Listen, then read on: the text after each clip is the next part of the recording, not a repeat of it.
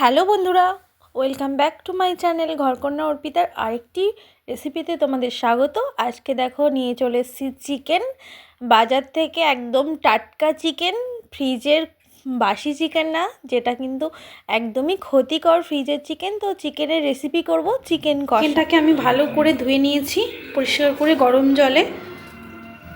তো এবার এটার জন্য কি লাগবে চলো দেখে নেওয়া যাক। তো চিকেনটা থেকে পুরো জলটা ছেঁকে নিয়েছি, এরপরে এটা ম্যারিনেট করব। তার জন্য আমি নিয়ে নিয়েছি এখানে টক দই। তো টক দইটাকে দিয়ে দিলাম। তো দিয়ে দিলাম জিরে গুঁড়ো, দিয়ে দিলাম ধনে গুঁড়ো, দিয়ে দিলাম লাল লঙ্কা গুঁড়ো, তো দিয়ে দিলাম হলুদ গুঁড়ো, তো দিয়ে দিলাম লবণ। লবণটা আমি এখানে পরিমাণে একটু বেশিই দিচ্ছি, এরপরে আর সেভাবে লবণ দেবো না। দিয়ে দিলাম সরিষার তেল। তো এবার এটাকে ভালো করে হাত দিয়ে মাখিয়ে নেব।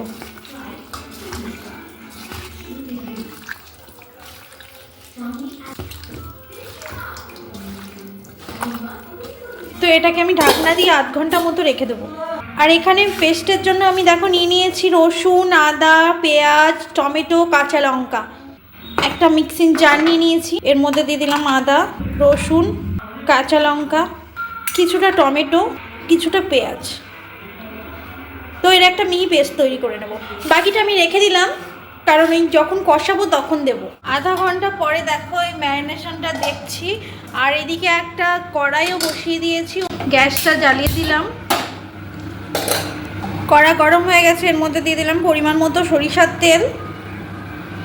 দেখো আমি এখানে ফোড়নে দেওয়ার জন্য রেখেছি গোটা জিরে, তেজপাতা আর শুকনো লঙ্কা। আমি কিন্তু এখানে তেলের পরিমাণটা কমই রেখেছি, কারণ চিকেনে আমি দই দিয়েছি, তার উপরও কাঁচা তেলও দেওয়া আছে ওখানে, তাই জন্য আমি এখানে তেলের পরিমাণ কম রেখেছি। তো তেল গরম হয়ে গেছে, ফোড়নের জন্য দিয়ে দিলাম এগুলো। তো এটাকে কয়েকটা সেকেন্ড ভেজে নেব। আচ্ছা তোমরা বলো তো, আমার এই রেসিপি ভালো লাগে না ব্লগ ভালো লাগে আমার? তো যেটা বলবে আমি কিন্তু সেটা দেওয়ারই, মানে সেই ভিডিও দেওয়ারই চেষ্টা করব। তো প্লিজ কমেন্ট করে যেও। আর এই দেখো আমার গল্প করতে করতে কিন্তু ফোড়নটা ভাজা হয়ে গেছে। কুচনো পেঁয়াজ যেগুলো ছিল দিয়ে দিলাম। পেঁয়াজটাকে একটু ভেজে নেব।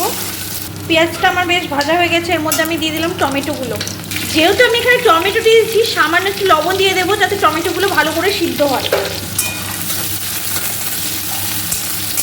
কারণ বেশিরভাগ লবণ আমার কিন্তু ম্যারিনেশনেই দেওয়া আছে, তাই জন্য আমি এখানে অল্প একটু লবণ ব্যবহার করিয়েছি। টমেটোটা বেশ ভাজা হয়ে গেছে, তো টমেটো থেকে কাঁচা গন্ধটা চলে গেছে। এর মধ্যে আমি ওই মিহি পেস্টটা দিয়ে দেবো, মিহি পেস্ট। তো এটাকে আমি দিয়ে দিলাম। যে মশলা লেগেছিল মিক্সচারের গায়ে, তাই জন্য আমি সেটাকে জলটুকু দিয়ে দিলাম।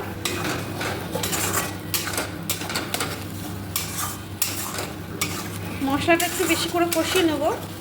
আমি এখানে লবণ মানে লবণ হলুদ কিচ্ছু দেবো না, কারণ সমস্তটাই মাংসে দেওয়া আছে।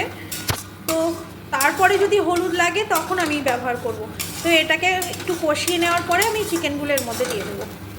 ভিডিও ভালো লাগলে অবশ্যই লাইক করবে, শেয়ার করবে, আর আমার চ্যানেলে যারা নতুন, চ্যানেলটিকে অবশ্যই সাবস্ক্রাইব করে দেবে। আমিও ভিডিও বানাতে যাতে আগ্রহী হই, সেটাও তোমাদের হাতে। তো সবাই একটু পাশে থেকো। এই মশলার মধ্যে আমি দেবো কয়েক দানা চিনি, যাতে টক মিষ্টির ব্যালেন্সটা ঠিক থাকে, কারণ এখানে টমেটো, টক দই সমস্ত কিছু দেওয়া আছে, তাই জন্য আমি কয়েক দানা চিনি দিয়ে দিলাম। এবার দিয়ে দেবো ম্যারিনেট করা চিকেনটা।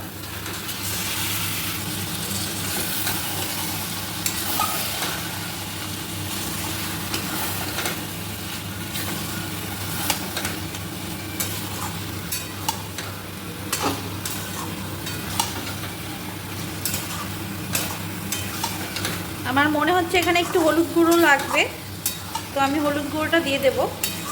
তো দিয়ে দিলাম একটু হলুদ গুঁড়ো।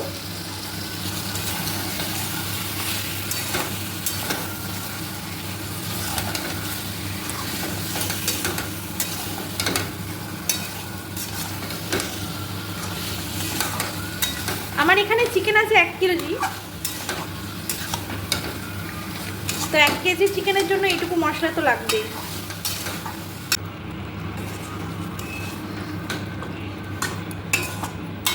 তো যেহেতু আমি এখানে চিকেন কষা করছি, তো এটাকে কিন্তু প্রায় আধা ঘন্টা লেগে যাবে কষাতে।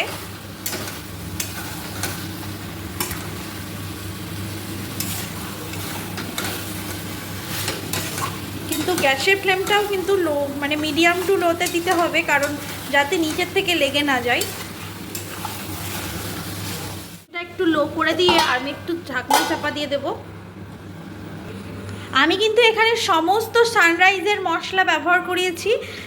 সানরাইজের জিরে গুঁড়ো, মিট মশলা, লাল মরিচ, গরম মশলা, ধনিয়া পাউডার, এগুলো কিন্তু আমি সব সানরাইজের ব্যবহার করেছি। তো সানরাইজ কিন্তু মশলা সত্যিই খাঁটি, তো তোমরাও ব্যবহার করতে পারো সানরাইজ মশলা, স্বাদ জমাটি মশলা খাঁটি।